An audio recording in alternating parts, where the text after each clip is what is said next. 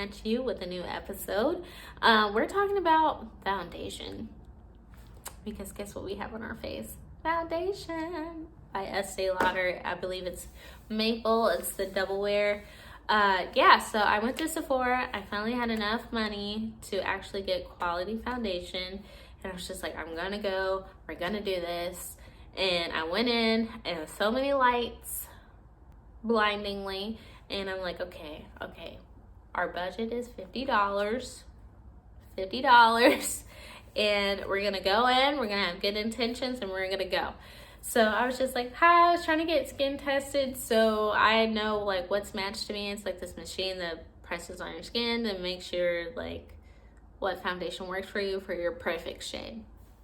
And they're like, oh, well, we have an associate that does that. And, Blair comes up to me, and she's so sweet. But I do get a little bit nervous when she does not use the same products as me, if you catch my drift. Nothing against that, because I know there's all diversity of makeup artists, but sometimes you don't get the best ones. And that's not on me, that's on them for schooling and not really understanding like the tones and stuff. So I figured out my tone is just neutral. It's like olivey,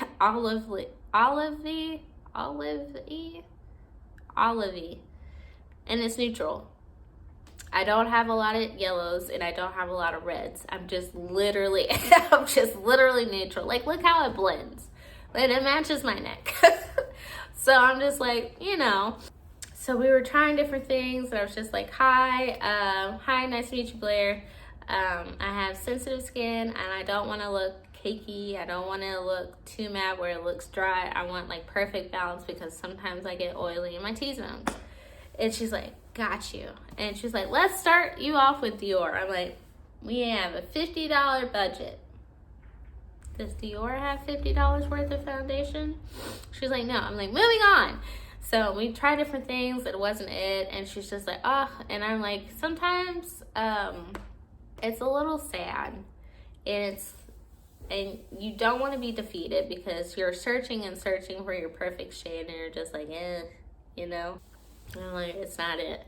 But I